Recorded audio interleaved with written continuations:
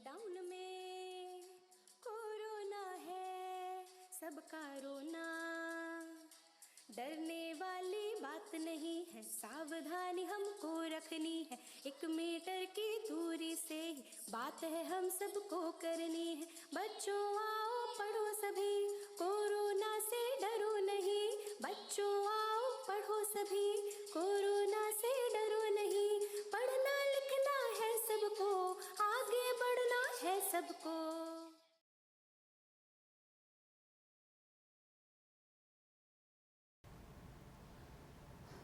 नमस्कार बच्चों, मैं ऋचा सिंह, प्रधानाचार्य राजकीय हाई स्कूल बघौली, एक बार फिर से आज की इस गृह विज्ञान की ई लर्निंग कक्षा में आपका बहुत बहुत स्वागत करती हूँ। बच्चों, आज को जो हमारा चर्चा का विषय रहेगा वो है गृह व्यवस्था, गृह और परिवार के संदर्भ में। आज मैं इसके द्वितीय भाग के विषय में आपको बताऊंगी। मैंने आपको पिछली कक्षा में भी बताया था कि अध्ययन की सुविधा की दृष्टि से इस भाग को मैंने 2 भागों में बांट लिया है। इस अध्याय को भाग 1 और भाग 2। भाग 1 के कुछ बिंदुओं के बारे में हमने पिछली कक्षा में चर्चा की थी। भाग 2 के जिन बिंदुओं के विषय में हम आज चर्चा करेंगे वह निम्न है। सबसे पहले पुनरावृत्ति, गृह व्यवस्था के उद्देश्य तथा महत्व, गृह व्यवस्था के साधन, गृह व्यवस्था के मुख्य कारक, आदर्श गृह व्यवस्था के लिए गृहिणी के गुण और गृह व्यवस्था के संचालन में आने वाली कुछ बाधाएं। ये हमारे आज के चर्चा के विषय हैं जिस पर हम चर्चा करेंगे। बच्चों, पिछली कक्षा में जिन बिंदुओं के विषय में हमने चर्चा की थी उनमें हमने गृह व्यवस्था का अर्थ समझा था, गृह व्यवस्था की परिभाषाओं को जाना था, गृह व्यवस्था की प्रक्रिया, नियोजन, नियंत्रण और मूल्यांकन को समझते हुए गृह व्यवस्था के मुख्य सिद्धांतों के बारे में बात की थी। इस पाठ को आगे बढ़ाने से पूर्व मैं आपको इस पाठ को पढ़ाए जाने का उद्देश्य भी बता देना चाह रही हूँ। इस पाठ को पढ़ाए जाने का उद्देश्य जो है वो यह है कि गृह व्यवस्था के उद्देश्यों एवं लक्ष्यों के विषय में आप जानकारी प्राप्त कर पाएंगे, गृह व्यवस्था के साधनों की जानकारी प्राप्त कर पाएंगे, गृह व्यवस्था को प्रभावित करने वाले मुख्य कारकों की जानकारी आपको प्राप्त हो जाएगी। इस पाठ को पढ़ने के पश्चात आदर्श गृह व्यवस्था के लिए गृहिणी में किन किन गुणों का होना आवश्यक है इसकी जानकारी आपको प्राप्त हो जाएगी और गृह व्यवस्था के क्षेत्र में क्या संभावित बाधाएं आ सकती हैं इनके बारे में भी आपको जानकारी प्राप्त होगी। तो आइए हम आज का पाठ प्रारंभ करते हैं। बच्चों, हम जानते हैं कि एक अच्छी गृह व्यवस्था न केवल परिवार की उन्नति के लिए बहुत आवश्यक है अपितु पूरे राष्ट्र की उन्नति के लिए बहुत आवश्यक है। समय समय पर पारिवारिक लक्ष्यों की प्राप्ति परिवार के सदस्यों को सुख की अनुभूति से भर देती है। परिवार के सदस्यों की आवश्यकताओं की जब पूर्ति होती है, परिवार उन्नति करता है और परिवार की उन्नति से ही समाज और राष्ट्र की उन्नति होती है। तो ऐसी स्थिति में गृह व्यवस्था का महत्व बहुत बढ़ जाता है। गृह व्यवस्था का महत्व न केवल गृहिणी के जीवन में होता है अपितु परिवार के हर सदस्य के जीवन में होता है। गृह व्यवस्था का व्यवहारिक और सैद्धांतिक ज्ञान होना परिवार के सभी सदस्यों के लिए बहुत आवश्यक होता है। इस ज्ञान का उपयोग करके ही वह अपने जीवन लक्ष्यों को प्राप्त कर सकते हैं और आगे बढ़ सकते हैं। परिवार में गृह व्यवस्था के कुछ प्रमुख उद्देश्य होते हैं, कुछ महत्व होते हैं, इनको देख लेते हैं। गृह व्यवस्था के जो उद्देश्य या लक्ष्य हैं वो क्या हैं? पारिवारिक आवश्यकताओं की पूर्ति करना, आय व्यय में संतुलन स्थापित करना, उत्तम पारिवारिक वातावरण स्थापित करना, परिवार का नैतिक विकास करना और उत्तम पारिवारिक वातावरण के लिए उत्तम पारिवारिक स्तर को बनाए रखना। यह गृह व्यवस्था के कुछ मुख्य उद्देश्य हैं। एक एक करके हम इन पर चर्चा करेंगे। सबसे पहले पारिवारिक आवश्यकताओं की पूर्ति। पारिवारिक आवश्यकताओं की पूर्ति एक अच्छी गृह व्यवस्था के लिए बहुत आवश्यक है। यह प्रमुख उद्देश्य है क्योंकि हमारी आवश्यकताएं अनंत हैं, असीमित है। परिवार के प्रत्येक सदस्य की अनेक आवश्यकताएं होती हैं। कुछ मूलभूत आवश्यकताएं होती हैं जैसे भोजन, वस्त्र और आवास। कुछ आवश्यकताएं गौण होती हैं लेकिन जीवन रक्षा की दृष्टि से बहुत आवश्यक होती हैं जैसे शिक्षा और चिकित्सा। कुछ मानसिक विकास के लिए आवश्यक होती हैं, जैसे मनोरंजन संबंधी आवश्यकताएं, आरामदायक आवश्यकताएं, इन सभी आवश्यकताओं की पूर्ति के लिए परिवार के पास सीमित संसाधन होते हैं और इन्हीं संसाधनों का उपयोग करके परिवार की आवश्यकताओं की पूर्ति की जाती है। तो पारिवारिक आवश्यकताओं की पूर्ति गृह व्यवस्था का एक मुख्य उद्देश्य होता है। उसके बाद दूसरा जो हमारा चर्चा का बिंदु है वो है आय व्यय में संतुलन स्थापित करना। बच्चों, हम जानते हैं कि हर परिवार की एक निश्चित आय होती है, ये एक सीमित संसाधन होता है और इसी निश्चित आय के अंदर ही परिवार के सदस्यों की सभी आवश्यकताओं की पूर्ति होती है। यानी व्यवस्थापक आय और व्यय के बीच में संतुलन स्थापित करके ही इस अपने परिवार के इस उद्देश्य को पूरा कर सकता है, परिवार की आवश्यकताओं को पूरा कर सकता है। आय और व्यय में संतुलन बनाना, इसको हम बजट के द्वारा प्राप्त कर सकते हैं। गृहिणी बजट की प्रक्रिया को अपनाकर आय और व्यय में संतुलन स्थापित कर सकती है और बजट में हमेशा बचत का भी प्रावधान होना चाहिए ताकि यही आज की बचत भविष्य की योजनाओं को पूर्ण करने के कार्य में आ सके। तो गृह व्यवस्था का एक दूसरा जो प्रमुख उद्देश्य है वो है आय और व्यय में संतुलन स्थापित करना। इसके अतिरिक्त उत्तम पारिवारिक वातावरण बनाना। गृह व्यवस्था का उद्देश्य न केवल परिवार के सदस्यों की आवश्यकताओं की पूर्ति है, अपितु एक अच्छा गृह व्यवस्थापक वही है जो परिवार के सदस्यों के मध्य सौहार्द, प्रेम, स्नेह, आत्मविश्वास आदि भावनाओं को बढ़ा सके, उनको स्थापित कर सके। इससे परिवार का वातावरण उत्तम होगा। सौहार्दपूर्ण वातावरण में परिवार की आवश्यकताएं आसानी से पूरी होंगी और परिवार स्नेह और प्रेम के बंधन में बंधा रहेगा। तो उत्तम पारिवारिक वातावरण भी परिवार की लिए बहुत आवश्यक है, गृह व्यवस्था का एक प्रमुख उद्देश्य है। उसके बाद हम आते हैं परिवार के नैतिक विकास के लिए। परिवार का नैतिक विकास गृह व्यवस्था का एक महत्वपूर्ण उद्देश्य है। इसकी प्राप्ति भी उतनी ही आवश्यक है जितनी अन्य उद्देश्यों की आवश्यक थी, क्योंकि हमारा लक्ष्य केवल आवश्यकताओं की प्राप्ति मात्र ही नहीं है, आवश्यकताओं की पूर्ति मात्र ही नहीं है। उन्हें हमने किन माध्यमों से प्राप्त किया है?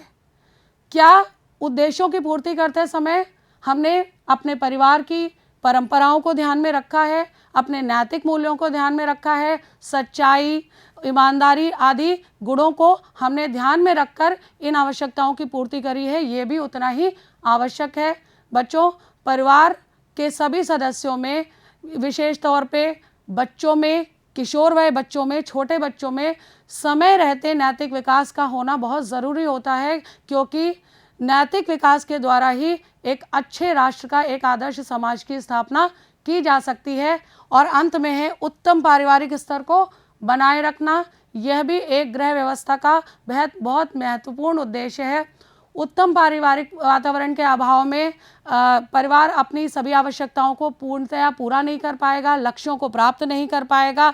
घर में अगर क्लेश है, द्वेष है, तो फिर हमारी आवश्यकताएं भले ही पूरी होंगी, लेकिन जिन लक्ष्यों की प्राप्ति जो है जीवन के स्तर को ऊंचा रखने के लिए आवश्यक होती है, सामंजस्य, सौहार्दपूर्ण व्यवहार आदि, वो अगर परिवार का वातावरण अच्छा नहीं बनेगा तो इन आवश्यकताओं की पूर्ति नहीं हो पाएगी। तो उत्तम पारिवारिक स्तर को बनाए रखना भी परिवार के लिए उतना ही आवश्यक है, गृह व्यवस्था का एक प्रमुख उद्देश्य और महत्व है। तो अब हम देख लेते हैं कि गृह व्यवस्था को प्राप्त करने के कौन कौन से साधन हैं, किन साधनों के इस्तेमाल से हम गृह व्यवस्था को प्राप्त कर सकते हैं। गृह व्यवस्था को प्राप्त करने के लिए मुख्यतः 3 साधन होते हैं। पहला है मानवीय साधन, दूसरा है भौतिक साधन और तीसरा है सार्वजनिक साधन। मानवीय साधन के अंतर्गत हम जिन बिंदुओं पर चर्चा करेंगे वो है मानवीय व्यवहार, सदस्यों की रुचियां, सैद्धांतिक ज्ञान और कार्य करने की शक्ति। बच्चों, मानवीय व्यवहार बहुत आवश्यक होता है किसी भी परिवार में सामंजस्य के लिए, सौहार्द के लिए, शांतिपूर्ण वातावरण बनाए रखने के लिए। परिवार की आवश्यकताओं की पूर्ति तो आवश्यक है, भौतिक और शारीरिक आवश्यकताओं की पूर्ति आवश्यक है, लेकिन वो किस तरह के वातावरण में किया जा रहा है ये भी बहुत आवश्यक है। परिवार के सदस्यों के बीच में यदि अनुशासन की भावना रहेगी, यदि प्रेम रहेगा, यदि एक दूसरे के प्रति विश्वास होगा, तो परिवार का वातावरण उत्तम बनेगा। उत्तम वातावरण में कार्य करने से कार्य आसान लगने लगते हैं। एक दूसरे के सहयोग से, एक दूसरे के साथ त्याग की भावना से जब कार्य किया जाता है तो हम अपने जीवन लक्ष्यों के प्रति अधिक आसानी से पहुंच पाते हैं। हमारा व्यवहार हमारे परिवार की व्यवस्था को, हमारे परिवार की सुख शांति समृद्धि को बनाए रखने के लिए बहुत आवश्यक होता है। तो मानवीय व्यवहार जो है एक प्रमुख मानवीय साधन है जिसके द्वारा परिवार अपने लक्ष्यों की प्राप्ति कर सकता है। उसके बाद दूसरा है सदस्यों की रुचियाँ। बच्चों, हर एक व्यक्ति की अलग अलग मानसिक अभिवृत्तियाँ होती हैं, अलग अलग रुचियाँ होती हैं, उन्हें अलग अलग शौक़ होते हैं। एक अच्छा गृह व्यवस्थापक वही है जो सदस्यों की मानसिक अभिवृत्तियों को, उनकी रुचियों को पहचान कर उसी हिसाब से कार्य का बंटवारा करे, कार्य की व्यवस्था करे। जैसे यदि किसी को पाक कला का शौक़ है और उसे रसोई से संबंधित कार्य दिए जाएंगे तो वो खुश होकर उस कार्य को करेगा, अधिक सफलतापूर्वक उस कार्य को करेगा और इसमें उसकी रुचि बनी रहेगी। किसी को बागवानी का शौक़ है तो उसको बागवानी से संबंधित कार्यों का आवंटन अगर किया जाएगा तो उसको गुणवत्ता परक करेगा। यदि किसी को साफ सफाई का शौक़ है तो वो घर को स्वच्छ रखने में मदद करेगा। तो सदस्यों के रुचियों के अनुसार यदि गृह व्यवस्था की जाएगी तो वह अधिक सुचारू और सफल होगी। इसके अतिरिक्त सैद्धांतिक ज्ञान, गृह व्यवस्था को सुचारू रूप से लागू करने के लिए परिवार के प्रत्येक सदस्य को गृह व्यवस्था के सैद्धांतिक ज्ञानों का होना बहुत आवश्यक है कि उसे गृह व्यवस्था का सैद्धांतिक ज्ञान हो। गृह व्यवस्था के चरण पता होने चाहिए, नियोजन, नियंत्रण, मूल्यांकन का महत्व पता होना चाहिए। किन सिद्धांतों को अपनाकर सुचारू गृह व्यवस्था लागू की जा सकती है, परिवार की अधिकतम आवश्यकताओं की पूर्ति की जा सकती है, इसका पता अवश्य ही परिवार के सभी सदस्यों को होना चाहिए। तो दूसरा जो हमारा मानवीय साधन है वो है सैद्धांतिक ज्ञान। अंत में कार्य करने की शक्ति, ये भी एक सीमित साधन है, तो इसको भी बहुत सोच समझकर खर्च करना चाहिए। हर व्यक्ति की एक सीमित शारीरिक और मानसिक शक्ति होती है और इस शक्ति का उपयोग करना बहुत आवश्यक होता है। यह सीमित संसाधन है तो इसका कुशलतापूर्वक उपयोग सभी के लिए आवश्यक होता है। यदि कार्य को अपने शारीरिक क्षमता के अनुसार किया जाएगा, अपनी मानसिक क्षमता के अनुसार किया जाएगा तो वह अधिक गुणवत्तापूर्वक होगा, अधिक आसानी से हो पाएगा, हम उससे ज़्यादा से ज़्यादा फ़ायदा उठा पाएंगे। यदि किसी की शारीरिक क्षमताएं अधिक हैं, जैसे घर में यदि कोई पुरुष है तो वो साफ सफाई या शारीरिक क्षमताओं वाले कार्य कर सकते हैं। वयोवृद्ध व्यक्तियों को हम बैठ के करने वाले कार्य यथा सब्जी काट देना या बच्चों को मनोरंजन के लिए कहानियाँ सुना देना, जिससे घर के कामों में सहायता मिल सके, व्यवस्था बनाने में सहायता मिल सके और उनकी रुचि भी इस कार्य को बनी रहेगी। उन कार्य जब शक्ति और सामर्थ्य के अंदर होता है तो प्रत्येक व्यक्ति उसको कुशलतापूर्वक करने की कोशिश करता है। ये हमारे मानवीय साधन हैं। इसके अतिरिक्त जो दूसरे साधन हैं वो हैं भौतिक साधन। बच्चों, आप देख रहे हैं भौतिक साधन में समय, धन और वस्तु एवं संपत्ति आती है। ये तीनों ही साधन बहुत सीमित संसाधन हैं। ये तीनों ही संसाधन जो हैं बहुत बहुमूल्य हैं और इनको हमें बहुत सोच समझकर खर्च करना पड़ता है, विशेष तौर पे समय और धन। बच्चों, आपने एक कहावत सुनी है कि समय की जब हम कद्र नहीं करते हैं तो समय हमारी भी कद्र नहीं करता है। समय बहुत महत्वपूर्ण होता है। परिवार में सीमित समय में बहुत सारे लक्ष्यों की पूर्ति करनी होती है। दिन भर में 24 घंटे हैं और गृहिणी के पास बहुत सारे कार्य करने को होते हैं। खाना भी बनाना है, साफ सफाई भी करनी है, व्यवस्था करनी है और बच्चों का होमवर्क भी कराना है तथा मार्केटिंग भी करनी है, अपने लिए अवकाश और मनोरंजन का समय भी निकालना है। तो अगर मान लीजिए हम एक ही कार्य में सारा समय लगा देंगे, पूरा दिन हम सफाई करते रह गए तो खाना बनाने का लक्ष्य अधूरा रह जाएगा, खाना ही बनाते रह गए तो सफाई नहीं होगी या घर के बाकी कार्य नहीं होंगे। तो हमें समय को इस प्रकार से संसाधित करना है कि हमारे सभी लक्ष्य पूर्ण हो जाएं, हमें अनुकूल उसका परिणाम मिले और जो है हम अपने लिए अवकाश और मनोरंजन का भी समय निकाल सकें। तो समय का हमें बहुत ध्यान रख के कार्य करने चाहिए, तभी हम एक अच्छी गृह व्यवस्था को लागू कर सकते हैं। धन ये भी एक सीमित संसाधन है, महत्वपूर्ण संसाधन है। हमारी ज़्यादातर भौतिक आवश्यकताओं की पूर्ति के लिए धन की आवश्यकता होती है। हर परिवार की सीमित आय होती है।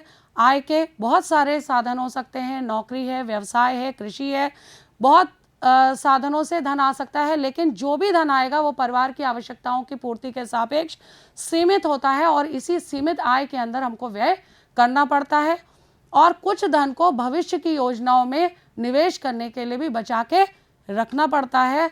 तो इस सीमित संसाधन को ध्यान में रखते हुए हमें धन का उपयोग करना चाहिए, इस कुशलतापूर्वक करना चाहिए कि हमारी सभी आवश्यकताएं भी पूर्ण हो जाएं और भविष्य के लिए भी निवेश के लिए कुछ धन बचा रहे।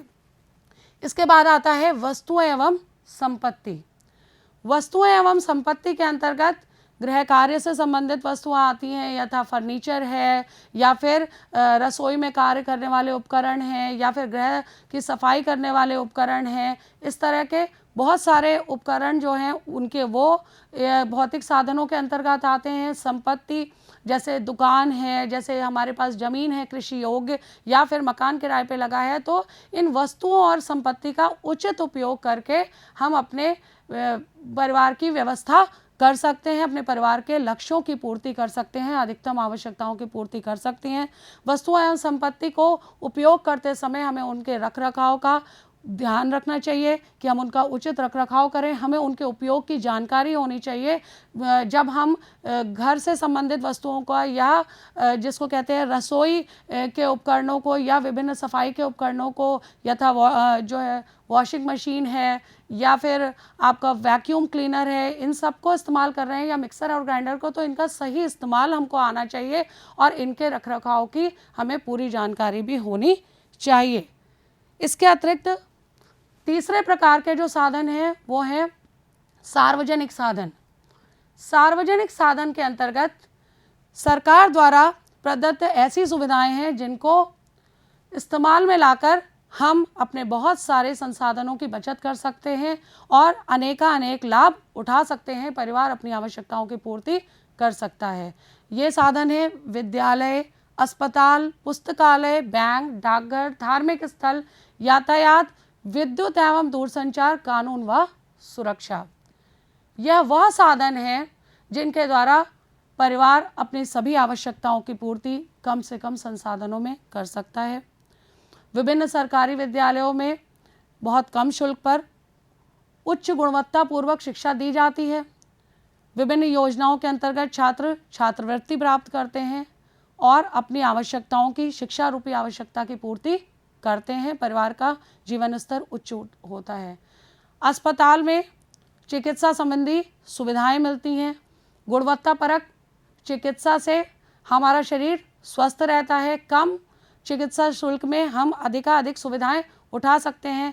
बहुत सारी योजनाएं सरकार द्वारा चलाई जा रही हैं, जैसे आयुष्मान भारत योजना। इन सब में निःशुल्क हम चिकित्सा सुविधा प्राप्त कर सकते हैं।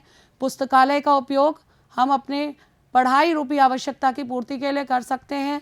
जितना चाहे संदर्भ सामग्री हमें सार्वजनिक पुस्तकालयों में उपलब्ध हो जाती है। बैंक डाकघर में चल रही विभिन्न योजनाओं के द्वारा हम अपनी बचत को अच्छी तरह से नियोजित कर सकते हैं और भविष्य की योजनाओं में लगा सकते हैं। धार्मिक स्थलों का प्रयोग करके हम अपने नैतिक मूल्यों को बढ़ा सकते हैं। जब हम किसी धार्मिक स्थल में जाते हैं तो हमारे अंदर जो सद्व्यवहार उत्पन्न होता है, हमारे अंदर जो नैतिकताएं उत्पन्न होती हैं, वो जीवन में बहुत महत्वपूर्ण होती हैं।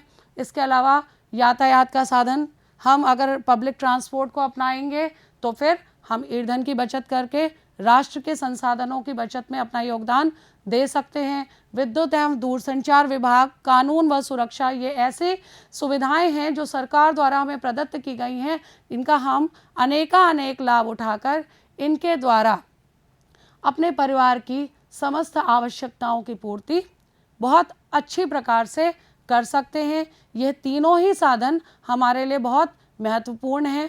मानवीय, भौतिक और सार्वजनिक इन साधनों का उच्चतम उपयोग करके हम अपने सीमित संसाधनों में भी अधिकाधिक लक्ष्यों की प्राप्ति कर सकते हैं।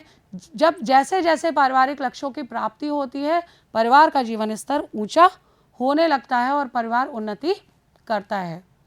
अब हम आते हैं गृह व्यवस्था के कुछ प्रमुख तत्व या कारक में कि कौन से वह तत्व हैं जिनके द्वारा गृह व्यवस्था को अधिक सुचारू रूप से लागू किया जा सकता है।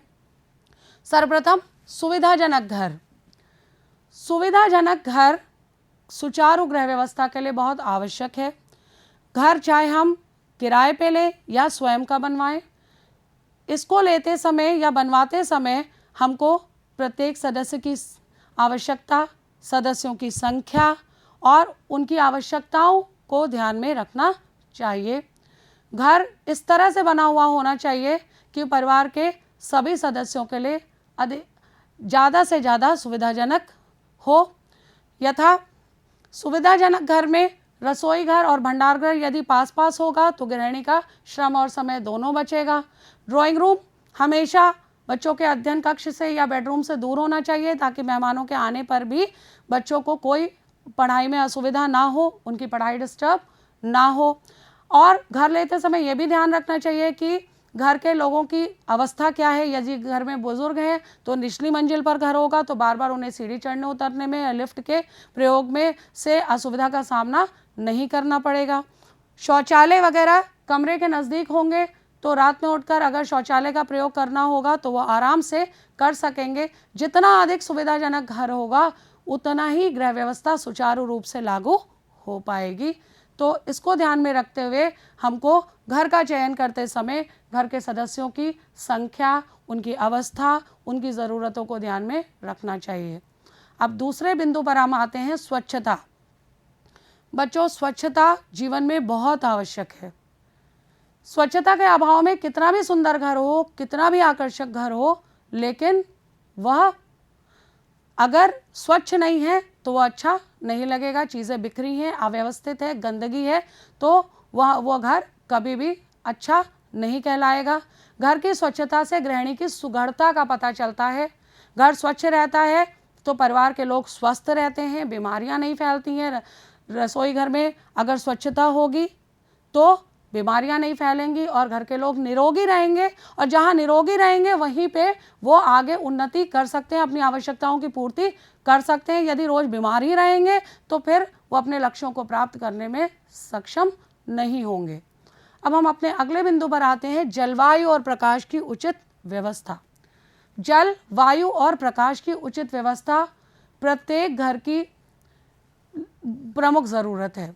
रसोई घर में, शौचालय में पर्याप्त मात्रा में जल आ रहा हो, वायु के आने जाने के लिए घर में खिड़की, दरवाजे, रोशनदान की पर्याप्त व्यवस्था हो ताकि अशुद्ध वायु लगातार घर से बाहर निकलती रहे, शुद्ध वायु का जो है प्रवाह बना रहे। प्रकाश की उचित व्यवस्था हो, सूर्य का प्रकाश घर में आए ताकि सीलन, गंदगी वगैरह ना हो, परिवार रोग से बचा रहे। इसके अलावा दिन के प्रकाश में बच्चा बिना कृत्रिम लाइट की व्यवस्था के आराम से पढ़ सके, तो इस तरह की व्यवस्था गृह व्यवस्था के प्रमुख कारकों के अंतर्गत आते हैं। लेकिन बच्चों, जल एक सीमित संसाधन है और इसका कुशलतम उपयोग भी बहुत ज़रूरी है। जल एक अनिवार्य आवश्यकता है, जीवन रक्षक आवश्यकता है, लेकिन साथ ही ये बहुत सीमित संसाधन है। तो जल का प्रयोग करते समय परिवार के सभी सदस्यों को बहुत ध्यान रखना चाहिए। उसके बाद है खाद्य सामग्री की व्यवस्था।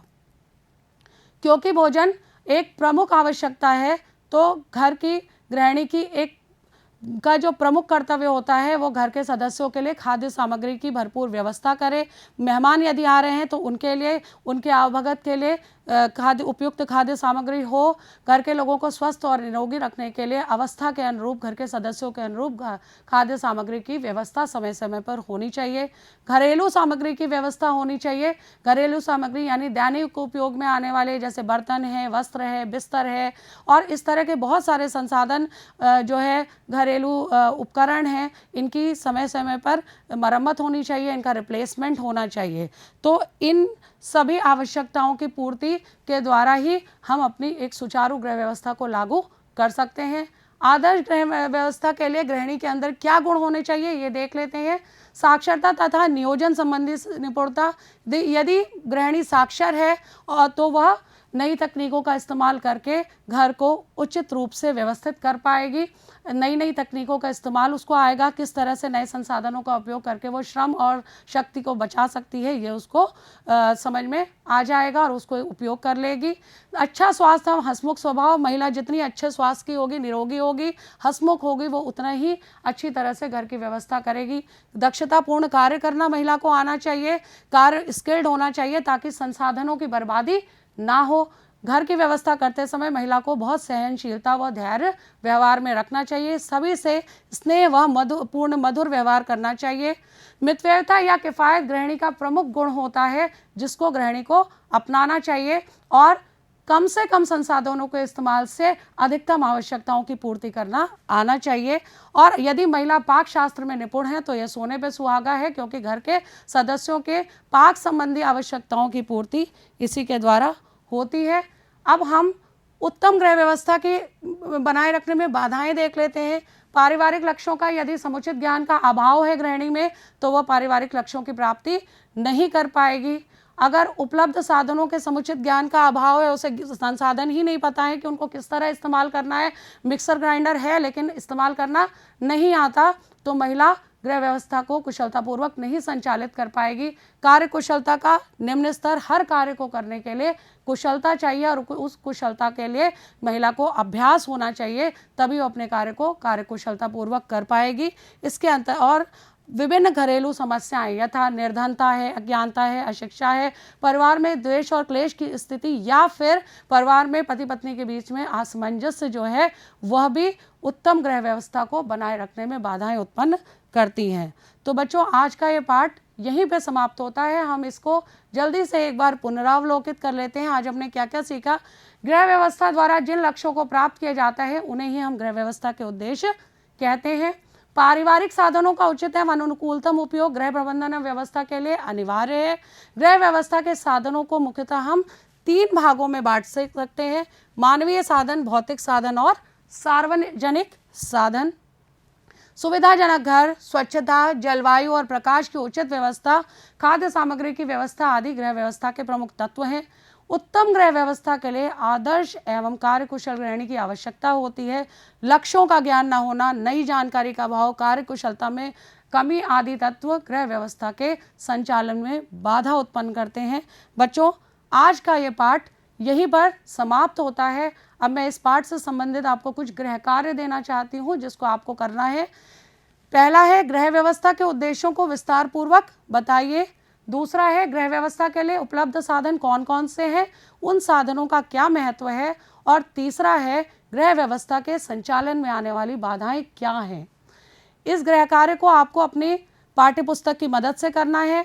अपनी रेगुलर ऑनलाइन क्लासेस में अपने शिक्षक की मदद भी आप ले सकते हैं। इसके अलावा मानव संसाधन विकास मंत्रालय के द्वारा Diksha digital infrastructure for knowledge sharing एक मोबाइल एप्लीकेशन लॉन्च किया गया है। इसको आप अपने एंड्रॉयड फ़ोन पर गूगल प्ले स्टोर में जाकर डाउनलोड कर सकते हैं और अपनी पठन सामग्री को डाउनलोड करके इसका भरपूर उपयोग कर सकते हैं। बच्चों, आज का पाठ में बस इतना ही। उम्मीद है आज आपको ये पाठ अच्छा लगा होगा, आप को ये पाठ समझ में आया होगा।